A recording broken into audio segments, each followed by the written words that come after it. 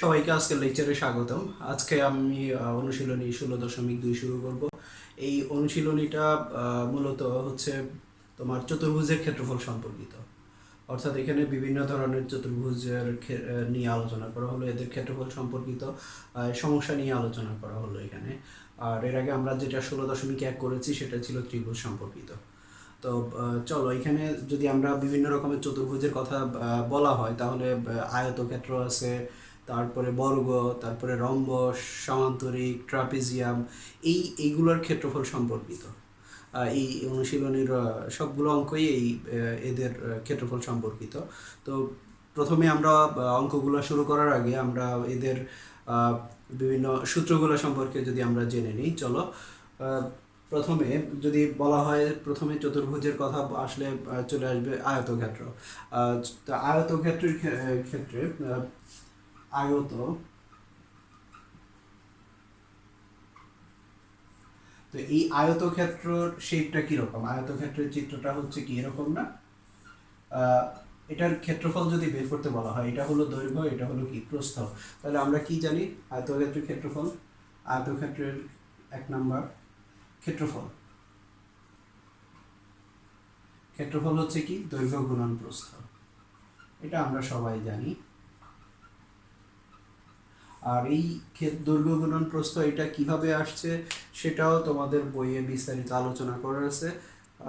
আমার মনে হয় তোমরা একটু জানার জন্য চোখ বুলালেই এটা তোমরা বুঝতে পারবে যে এই সূত্রগুলো যেগুলো নিয়ে আলোচনা করব আমি, এই সূত্রগুলো কিভাবে আসছে ওখানের মধ্যে ডিটেলস দেওয়া আছে। তো এটা হলো প্রথমে ক্ষেত্রফল। এরপরে আসো আয়তক্ষেত্রের আর কি হয়। এই যে আমরা যদি কর্ণটা, দুইটা কৌণিক বিন্দু যদি আমরা বিপরীত কৌণিক বিন্দু যদি যোগ করি তাহলে সেটা হচ্ছে কি কর্ণ। এই কর্ণটার দৈর্ঘ্য কত হবে? দেখো, এটা হলো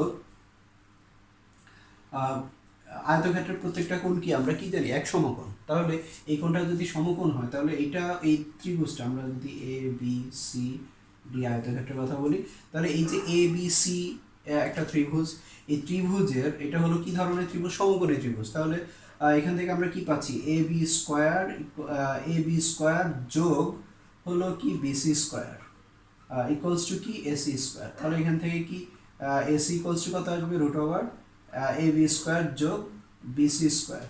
অর্থাৎ এখানে এবি হলো কি দৈর্ঘ্য আর বিসি হলো কি প্রস্থ। তাহলে এখানে আমরা কি বলতে পারি? কর্ণ ইকুয়ালস টু কি রুট ওভার দৈর্ঘ্য স্কোয়ার যোগ প্রস্থ স্কোয়ার। আচ্ছা, এখানে দেখো ক্ষেত্রফলটা এটা কিভাবে আসলো? Very simple. এখানের মধ্যে দেখো এই যে এই আয়তক্ষেত্রটা কর্ণ যখন আমরা যোগ কর্ণটা আনতেছি তখন এখানে কি হচ্ছে? দুইটা ত্রিভুজ উৎপন্ন হচ্ছে না? এই দুই ত্রিভুজের ক্ষেত্রফল যোগ করলে তো কি পুরো আয়তক্ষেত্রের ক্ষেত্রফলটা পাওয়া যাবে না? তাহলে এই ত্রিভুজের ক্ষেত্রফল কি হাফ ইন্টু ভূমি, অর্থাৎ এ বি গুণন বিসি, হ্যাঁ, ভূমি গুণন উচ্চতা। তাহলে এরকম কয়টা? দুইটা, ইন্টু টু। তাহলে টু টু কাটা গেলে এখানে দেখো দৈর্ঘ্য আর প্রস্থ, এটাই আমরা বলছি যে দৈর্ঘ্য আর প্রস্থ গুণফল। তারপরে 3 নম্বরে হচ্ছে কি তোমার আয়তক্ষেত্রের পরিসীমা। পরিসীমাটা কি? পরিসীমা হলো এই যে চারপাশের যে বাউন্ডারিটা, এই বাউন্ডারির যোগফল, মোট দৈর্ঘ্যটা কত সেটা। তাহলে এখানে দৈর্ঘ্য আছে কয়টা? দুইটা। আর প্রস্থ আছে কয়টা? দুইটা। তাহলে দুইটা দৈর্ঘ্য যোগ দুইটা প্রস্থ, হ্যাঁ। তাহলে দুই যদি আমরা কমন নিই তাহলে আমরা পাচ্ছি দৈর্ঘ্য যোগ প্রস্থ। এটাই হচ্ছে পরিসীমা। তাহলে পরিসীমা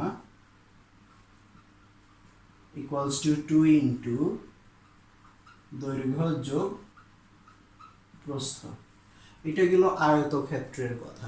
এখন যদি আয়তক্ষেত্রটা যদি বর্গক্ষেত্র হয়ে যায়, অর্থাৎ দৈর্ঘ্য আর প্রস্থ যদি সমান হয়, এখানে দৈর্ঘ্য যতটুকু প্রস্থ ততটুকু যদি হয়, তাহলে সেই ক্ষেত্রে আমরা কি পাচ্ছি? দেখো,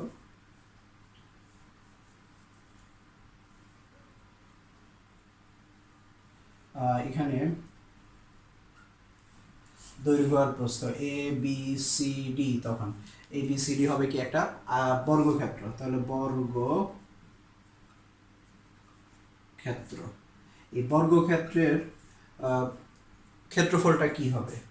তো এখানে দৈর্ঘ্য, আয়তক্ষেত্রের ক্ষেত্রফল আমরা কিভাবে পেলাম? দৈর্ঘ্য গুণন প্রস্থ। আর এখানে দৈর্ঘ্য যা প্রস্থও তাই। তাহলে কি হবে, দৈর্ঘ্য স্কয়ার, অর্থাৎ এখানে কিসের দৈর্ঘ্য, বাহুর দৈর্ঘ্য স্কয়ার। তাহলে ক্ষেত্রফল ইকুয়ালস টু বাহুর দৈর্ঘ্য স্কয়ার।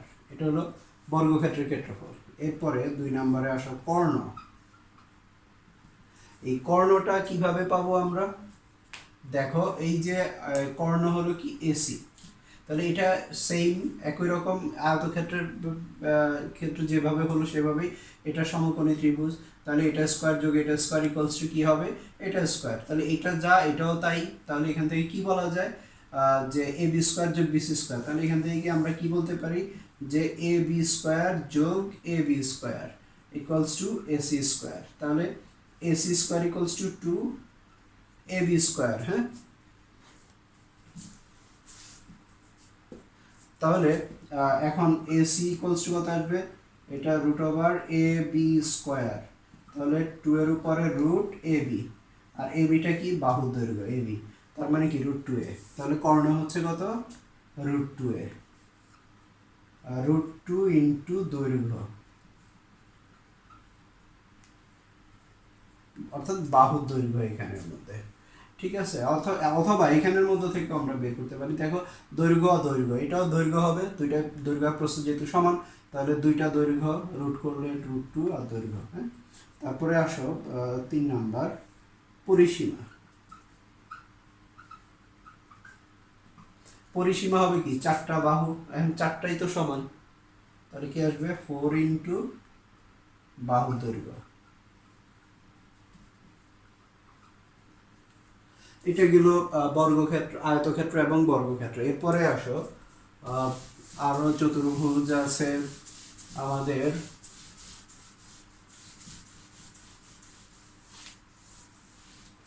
সামান্তরিক।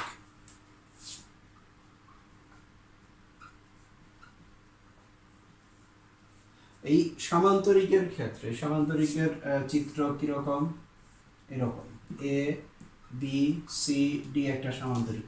এই সামান্তরিকের ক্ষেত্রফল যখন তোমার ভূমি এবং উচ্চতা দেওয়া থাকবে, ভূমি এবং উচ্চতা দেওয়া থাকলে তখন ক্ষেত্রফল হবে কি, ভূমি গুণন উচ্চতা। এখন এই ব্যাপারটা দেখো কিভাবে আসে। এই যে ধরো আমরা যদি একটা আয়তক্ষেত্রের কথা চিন্তা করি, একটা আয়তক্ষেত্র এ বি সি ডি আয়তক্ষেত্র। হ্যাঁ, তো এই আয়তক্ষেত্রে দেখো এখানে যদি তুমি এই ডি কর্নারের মধ্যে যদি একটু হাতুড়ি দিয়ে যদি একটা বাড়ি দাও, তাহলে এটা কি এদিকে চ্যাপ্টা হয়ে যাবে না, এদিকে হেলে যাবে না? হেলে গেলে এটা শেপটা কিরকম, এটা হেলে গেলে এটাও কি এদিকে হেলে যাবে, এটা যদি এখানে আসে তাহলে এটাও কি এখানে আসবে না? তাহলে তখন ক্ষেত্রটা কিরকম হচ্ছে, ক্ষেত্রটা এরকম রূপ ধারণ করতেছে, তার মানে কি সেটা সামান্তরিক হয়ে যাচ্ছে। এটাকে আমরা বলছি সামান্তরিক। তাহলে এই যে ক্ষেত্রটা, তো এখানে যখন তার শেপটা চেঞ্জ হচ্ছে, হ্যাঁ, ক্ষেত্রফলটা তার যা ছিল শেপ চেঞ্জ হওয়ার পরে কি তাই থাকবে না? তাহলে এটা হলো কি ভূমি, এটা সামান্তরিকের ক্ষেত্রে এটা ভূমি যদি হয় আর এটা যদি উচ্চতা হয়, তাহলে এইটার আয়তক্ষেত্রের ক্ষেত্রফল কি হবে, এই ভূমি গুণন উচ্চতা।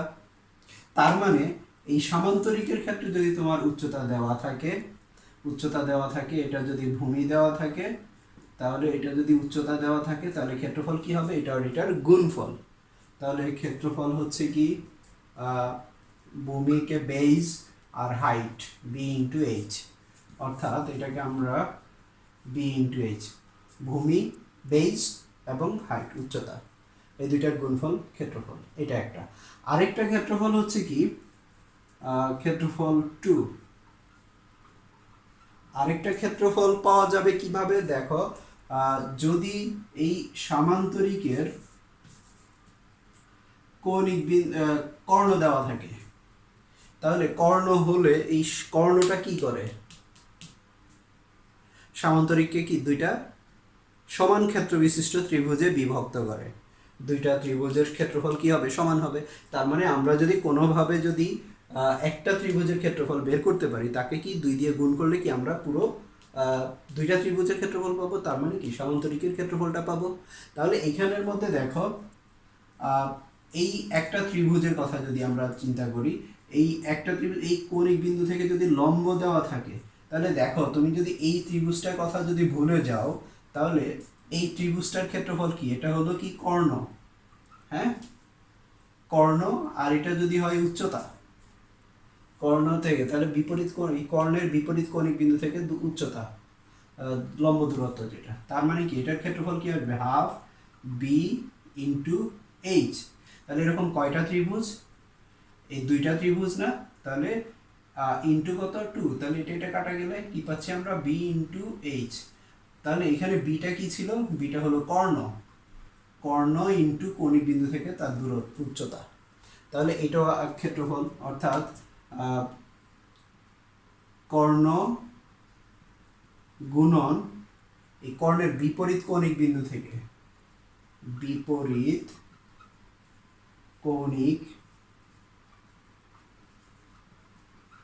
বিন্দু হতে লম্ব দূরত্ব, লম্ব দৈর্ঘ্য। তাহলে এই ক্ষেত্রে আমরা দুইটা সূত্র পাচ্ছি। এরপরে আসো ট্রাপিজিয়াম।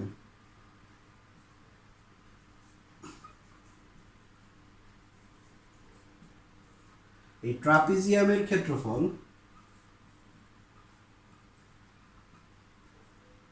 ট্রাপিজিয়ামের ক্ষেত্রফলের ট্রাপিজিয়ামের শেপটা কেমন, ট্রাপিজিয়ামের শেপটা হচ্ছে কি, এক জোড়া সমান্তরাল বাহু থাকবে আর এক জোড়া অসমান বাহু থাকবে। তাহলে এক জোড়া সমান্তরাল বাহু, আর এটা এইভাবে যদি হয়, এটা একটা ট্রাপিজিয়াম, অর্থাৎ এই বাহু আর এই বাহু হলো সমান্তরাল, আর হচ্ছে এই বাহু আর এই বাহু অসমান্তরাল। তাহলে এই এটার ক্ষেত্রফল কি, হাফ ইন্টু সমান্তরাল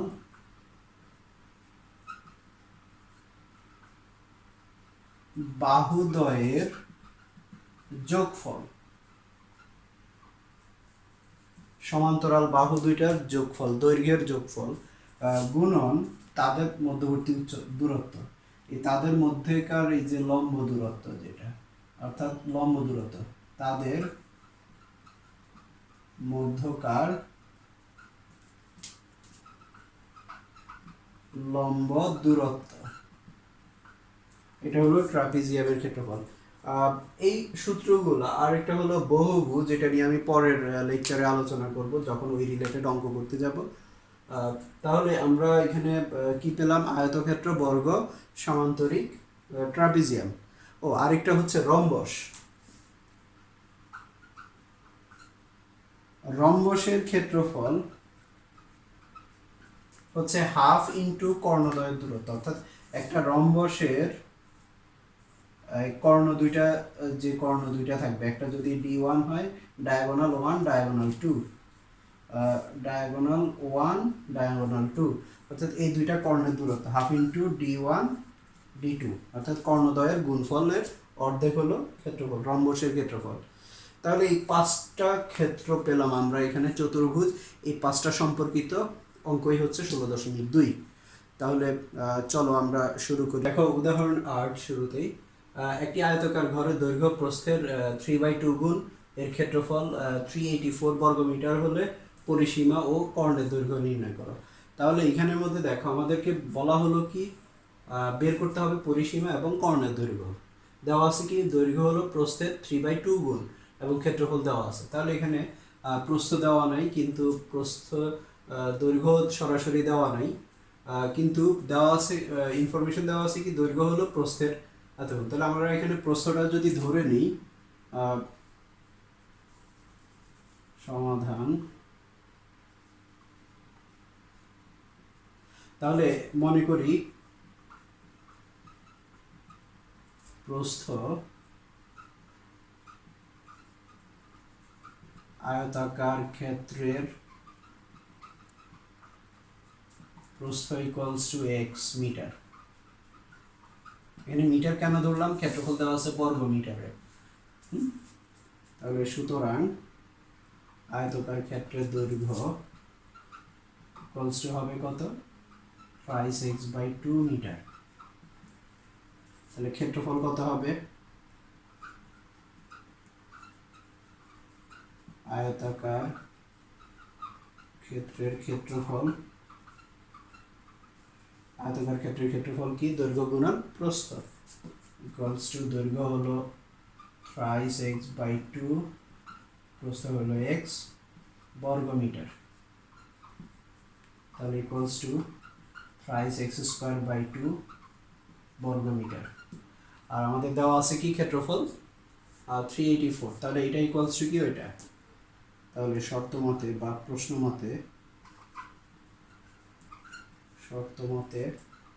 5x² 2 ইকুয়ালস টু 384 বা x² ইকুয়ালস টু 384, 3 এখানে আসবে 2 এখানে যাবে, বা x² ইকুয়ালস টু এখানে কাটাকাটি করলে আমরা পাচ্ছি 1 1 তারপরে 2 8 ইন্টু 2। তাহলে বা x² ইকুয়ালস টু 256। তাহলে x ইকুয়ালস টু কত, অতএব x ইকুয়ালস টু রুট করলে কত 16, 16কে স্কোয়ার করলে 256। তাহলে x equals to 16, x equals to 16 metre. তার মানে প্রস্থ হলো কত 16 মিটার, আর দৈর্ঘ্য তাহলে এখানে মান বসালে আমরা দৈর্ঘ্যটা পেয়ে যাব। তাহলে অতএব প্রস্থ ইকুয়ালস টু 16 মিটার, তারপরে দৈর্ঘ্য ইকুয়ালস টু 3 ইন্টু 16/2 এত মিটার ইকুয়ালস টু কত, কাটলে 24 মিটার। তাহলে আমরা দৈর্ঘ্য এবং প্রস্থ পেয়ে গেলাম। এখন পরিসীমা বের করব। পরিসীমা সূত্র কি, অতএব আয়তাকার ক্ষেত্রের পরিসীমা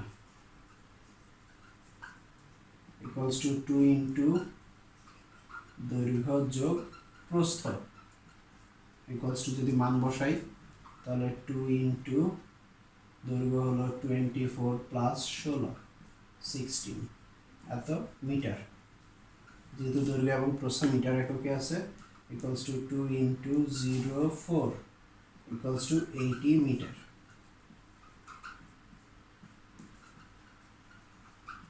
তাহলে আমরা আয়তকার ক্ষেত্রের পরিসীমা পেয়ে গেলাম কত 80 মিটার, 80 মিটার। এরপরে আমাদের বের করতে হবে কর্ণের দৈর্ঘ্য। তাহলে কর্ণের দৈর্ঘ্যের সূত্রটা কি, আয়তাকার ক্ষেত্রের কর্ণ ইকুয়ালস টু রুট ওভার দৈর্ঘ্য স্কয়ার যোগ প্রস্থ square equals to root over দৈর্ঘ্য হলো কত 24 স্কয়ার যোগ হলো 16 স্কয়ার, পাচ্ছি 28.84 এত মিটার। তাহলে কর্ণের দৈর্ঘ্য হলো এত আর পরিসীমা হলো এত, এটাই হলো আনসার।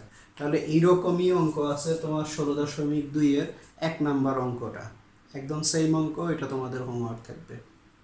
উদাহরণ 9, একটি আয়তক্ষেত্রের ক্ষেত্রফল 2000 বর্গমিটার। যদি এর দৈর্ঘ্য 10 মিটার কম হতো তাহলে এটি একটি বর্গক্ষেত্র হতো। ব্যাপারটা খেয়াল করো, দৈর্ঘ্য যদি 10 মিটার কম হতো, দৈর্ঘ্য যা আছে তার থেকে যদি 10 মিটার কম হতো তাহলে ওইটা ক্ষেত্রটা হতো কি বর্গক্ষেত্র হতো। তার মানে কি প্রস্থের সমান হতো।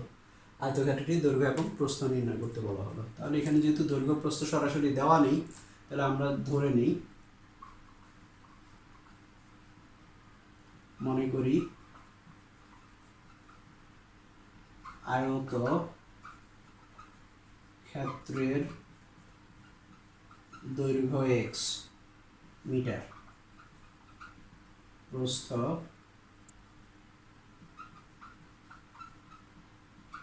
y metre. তাহলে অতএব আয়তক্ষেত্রের ক্ষেত্রফল কি হবে এক্স ওয়াই বর্গমিটার। ক্ষেত্রফল কত দেওয়া আছে 2000 বর্গমিটার দেওয়া আছে। তাহলে প্রশ্ন মতে কি হবে এক্স ওয়াই ইকুয়ালস টু 2000। এটা হলো 1 নম্বর ইকুয়েশন। হ্যাঁ, এখন এরপরে দেখো দৈর্ঘ্য 10 মিটার কম হলো, দৈর্ঘ্য কত আমাদের এক্স, যদি এর থেকে যদি আমরা 10 মিটার কম বিয়োগ করি তাহলে যেটা হবে সেটা কি হবে ওয়াই এর সমান হবে না, কারণ বর্গক্ষেত্র প্রস্থের সমান হবে। বর্গক্ষেত্রের ক্ষেত্রে কি দৈর্ঘ্য এবং প্রস্থ সমান। তাহলে দ্বিতীয় শর্ত মতে আমরা কি পাচ্ছি এক্স থেকে 10 মিটার কম করলে ওইটা ওয়াই এর সমান। এটা হলো 2 নম্বর ইকুয়েশন। তাহলে 2 নম্বরে ওয়াই এর মান যদি আমরা 1 নম্বরে বসাই, ওয়াই এর মান 1 নংয়ে বসিয়ে পাই, তাহলে বসালে আমরা কি পাবো এখানে x into x minus 10 equals to 2000 বা x square minus 10x minus 2000 equals to 0। তাহলে বা এক্স স্কোয়ার, তাহলে 2000 40 গুণন 50, তাহলে minus 50x plus 40x minus 2000 equals to 0। তাহলে এখান থেকে বা এক্স কমন নিলে এক্স মাইনাস 50 প্লাস 40 কমন নিলে এক্স মাইনাস 50 এখান থেকে ইকুয়ালস টু 0। তাহলে এখান থেকে এক্স মাইনাস 50 কমন যায়, x minus 50 x plus 40 equals to 0 বা x minus 50 equals to 0 x plus 40 equals to 0। তাহলে সুতরাং এক্স ইকুয়ালস টু আমরা পাচ্ছি এখান থেকে 50 আর এদিকে হলো বা এক্স ইকুয়ালস টু মাইনাস 40। এখন এক্সট্রা কি ছিল দৈর্ঘ্য, দৈর্ঘ্য কি কখনো ঋণাত্মক হয় না। তাহলে দৈর্ঘ্য ঋণাত্মক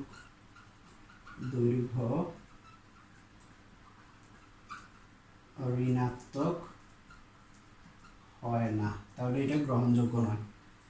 তাহলে সুতরাং দৈর্ঘ্য ইকুয়ালস টু 50 মিটার, প্রস্থ, তাহলে প্রস্থ কি ছিল ওয়াই, ওয়াই এর মান কত এক্স থেকে 10 মাইনাস করলে অর্থাৎ 50 মাইনাস 10